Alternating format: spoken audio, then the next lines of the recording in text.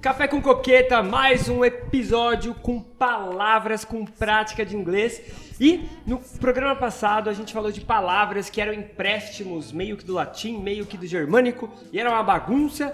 Hoje a gente vai falar de palavras um pouco mais específicas, que a gente está chamando aqui de palavra mais... bizarra, mais diferentona. E aí, eu decidi separar aqui em 4 níveis. Já aproveito para explicar os 4 níveis básicos assim da linguística, para vocês entenderem o porquê que elas são bizarras. Então, por exemplo, a gente tem um nível que se chama morfologia. A morfologia estuda a formação das palavras. Quando você fala feliz, no português é uma coisa. Quando você fala infeliz, esse in entra ali na palavra como sufixo para mudar o significado. E quando você fala infeliz, mente, você tem o in e o mente ali modificando completamente a palavra. Isso que é a morfologia. Temos também a sintaxe, que estuda a ordem das coisas. Então quando eu falo assim que o Felipe come porco, você sabe que o Felipe é o sujeito que se alimenta do porco. E quando o porco come Felipe, quer dizer que eu morri e o porco tá lá me comendo. Então você sabe que pela ordem que eu usei essas palavras, Felipe come porco. Ou não? Eu não entendi esse final. Quer dizer, não entendi foi nada. O porco come Felipe, o sentido vai mudar. Temos também um outro nível da linguística que é... fonologia. Nossos alunos vão adorar falar sobre isso. A gente vai tratar sobre a fonologia na parte de... a palavra tá escrita bonitinha, você vai falar de uma forma, mas ela pode acontecer de outra forma. Então, mandioca, a gente fala mandioca, tem gente que fala mandioca. E em outro lugar, ela também pode ser falada de outra forma. Nós também temos o campo da semântica, que trata ali do significado das palavras, basicamente. É isso, o sentido que elas deveriam causar, digamos assim. Eu vou começar, inclusive, agora com uma palavra muito estranha, muito bizarra, no nível da semântica, que é a palavra one. Talvez você esteja vendo essa palavra e falando assim, nossa, mas fácil essa? Não, não é one no sentido de Esse one, ele não tem uma tradução específica ao português e ele quer dizer uma pessoa, alguém. Sabe quando no português você fala assim... venderam alguma coisa ou vende-se alguma coisa, você não especifica o sujeito, ou você coloca no plural, me disseram, fizeram, vende-se, tem a voz passiva, tem várias coisas que o one pode substituir. Então quando eu falo assim, one eats a lot of feijoada in Brazil, significa come-se muita feijoada no Brasil, alguém come muita feijoada no Brasil, uma pessoa come ou comem muita feijoada no Brasil. Então o one, ele tem essa semântica, esse sentido de alguém, uma pessoa, e para traduzir isso aí é difícil, hein? E aí? Não aprenda inglês com tradução. Vem pra cá. Vem conosco, vem conosco. A gente tem o left. Por que essa palavra é estranha? Em qual campo que ela é estranha? Na semântica também. No sentido, por quê? Sentido dela. Porque a maioria dos alunos pode entender que left é esquerda. Oposto da direita. Certo. Ok. Mas também tem outros 2 sentidos. Manda ver. Ou seja, é uma palavra polissêmica, um monte de sentido. Eu não sei falar essas coisas difíceis, mas é isso que ele falou. Um monte de semia. Piorou, ainda tá difícil. Um monte de sema. A gente pode usar o left como deixar alguma coisa, largar alguma coisa, esquecer alguma coisa, ou... qual era o outro? Então, nesse sentido, é quando algo foi deixado ou quando algo está sobrando. É completamente oposto. Passado de leave. Sim, mas a questão do left, nesse caso, a gente chama de contrônimo. É tipo, quando a palavra tem significados opostos, ou seja, they left. Eles estão aqui? Não, eles foram embora, certo? They left. Agora, se eu falo assim, there's some food left. Quer dizer que a comida foi embora? Não, quer dizer que sobrou, que a comida tá aqui. Então a palavra left, ela tem 2 significados completamente opostos. Que partiu e que ainda tá aqui, que sobrou. Era isso que eu tava tentando lembrar. Doideira. E aí, mais algum exemplo? Sleeper. Eu adoro essa. Por quê? Porque você é um sleeper. Porque você é um sleeper. Sleeper. Não, peraí, gente. Hashtag somos todos sleepers, ok? Sleeper é a pessoa que dorme. A diferença entre eu e vocês é que I'm a 12-hour sleeper and you're an 8-hour sleeper, ok? Agora deixa eu te perguntar uma Your coisa. sleeper rest. Existe Ah, isso? tá, tipo Sleeper. the most, né? A sleeper rest. Nice. Pergunte-me. Assim, essa palavra, eu falo como? Eu falo sleeper? Eu falo sleeper? Pois Eu é, falo- dá uma vontade, não dá? De falar "Ih, sleeper. Você tem que começar com a famosa cobrinha. Sleeper. Mas tem que fazer assim também? Tem, que é didático. É Au. didático. Tem que ser didático. Entendeu? Então é isso. Sleeper não tem uma tradução em português, significa quando você dorme. Por exemplo, pra falar que eu tenho sono leve, em inglês, I'm a light sleeper. Eu sou um dormidor leve. Pra falar que eu tenho sono pesado, I'm a heavy sleeper. Eu sou um Heavy. dormidor. Pra falar que eu durmo 9 horas por dia, I'm a 9-hour sleeper. Pra falar que eu durmo mal, I'm a bad sleeper. Então você pega o verbo sleep e transforma ele num substantivo, que é a pessoa que faz a coisa. Muito estranho isso, né? Pra quem fala português. Muito, porque a gente aprende que play jogar. Player, a pessoa que joga. O jogador. E a gente não fala o dormidor. Não fala. Agora, uma palavra que eu gosto bastante, que também é um contronímo, ou seja, aquela palavra que tem dois significados exatamente opostos, é a palavra fine, ok? Que ela pode querer dizer razoável, de qualidade razoável, não é bom, é razoável, mas também pode querer dizer de qualidade máxima.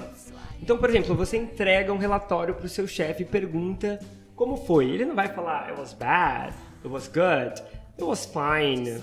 Foi razoável. it Por was isso que a fine. gente fala pra vocês não responderem how are you com I'm fine. É, Fine nem sempre é bom. Então, foi razoável. Agora, em alguns contextos, se eu falar assim, oh my god, that's a fine wine.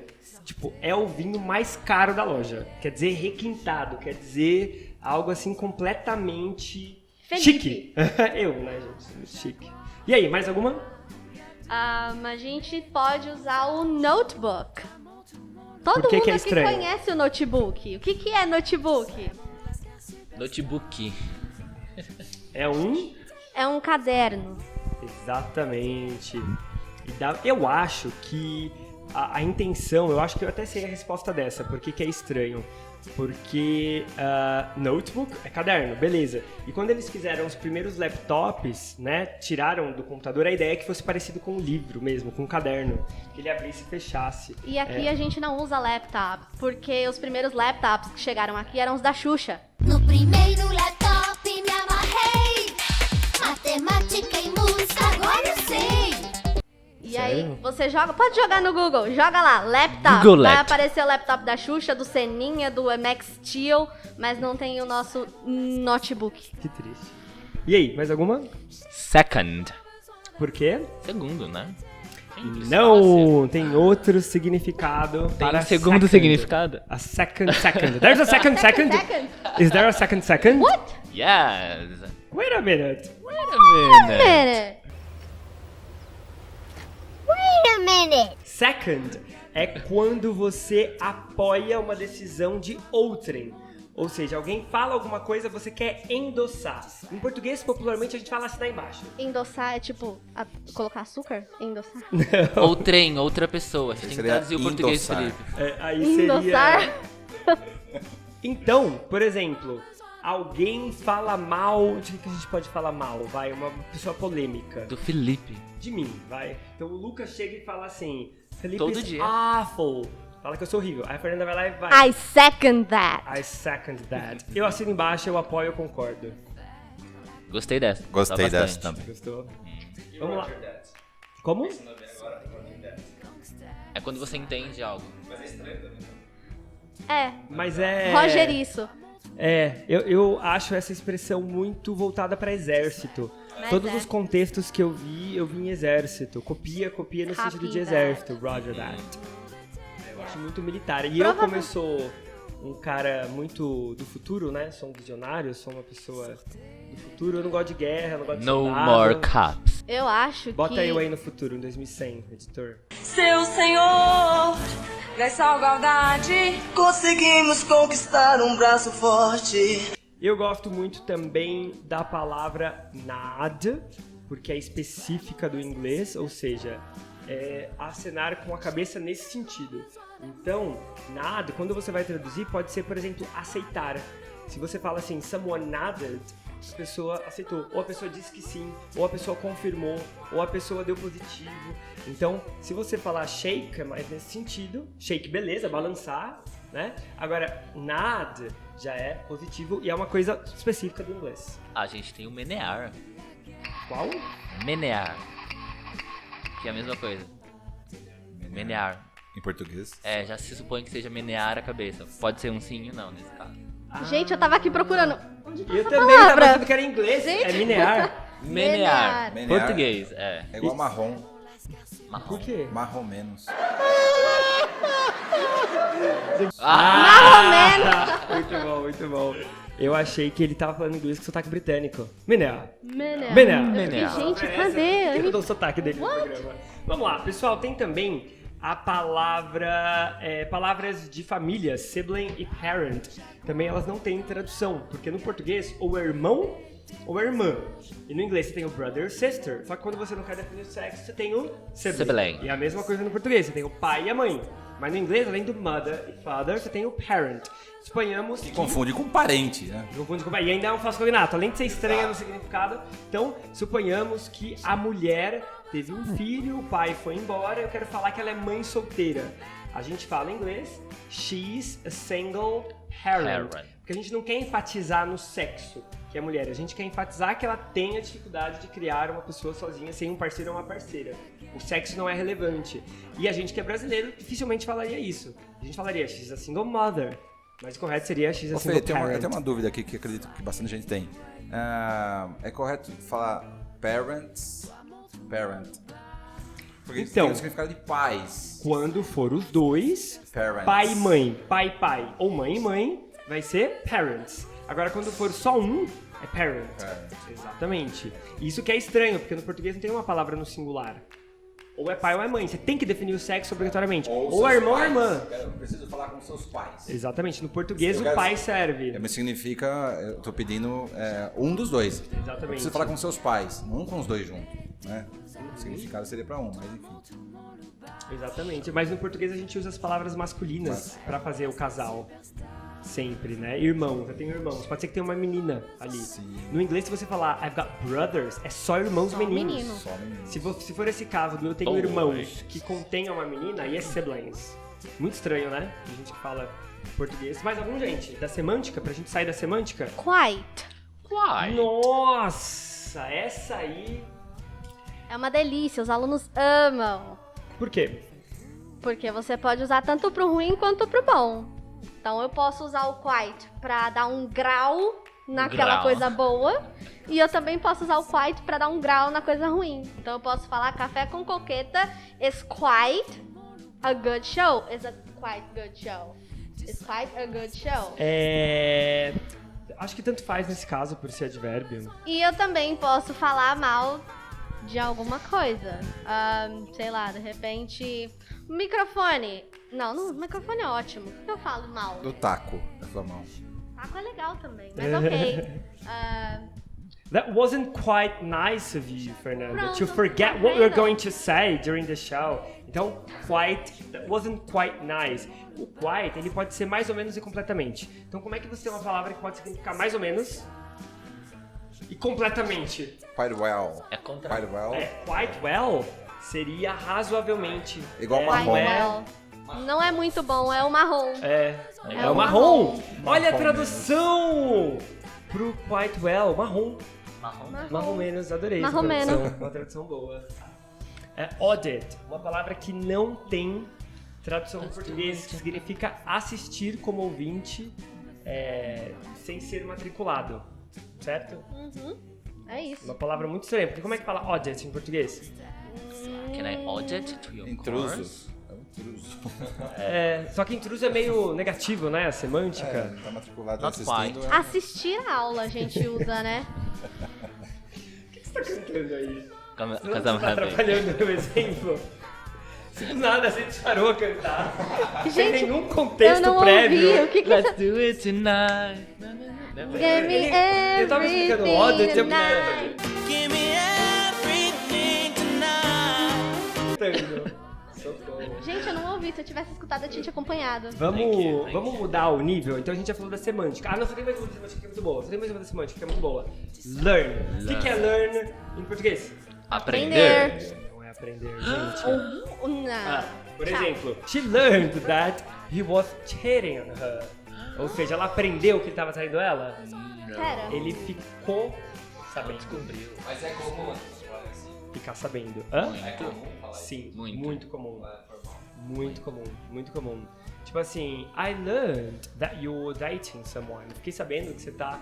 Então é nesse sentido É de na quando... fofoca. É na fofoca, no sentido de fofoca. Quando você fica sabendo algo. Me disseram, mas quem disse? Me disseram. I learned Tô that. sabendo. É. Exatamente. Engraçado, no francês é igual. Apprendre. Ou seja, quando você aprende algo, quer dizer que você fica sabendo algo. Que não deixa de Engraçado, ser né? mentira. Que não deixa de ser mentira, né? Tá parecido. Bom, vocês entenderam então essas palavras doidas que tem vários sentidos. Mentira, tem mais duas. Bull e bear. O pessoal acha que bull e bear é touro e urso. Mas bull também pode ser quando a economia vai bem e bear pode ser quando a economia vai mal. E por quê? Eu te contei essa, hein? Você lembra? Por quê?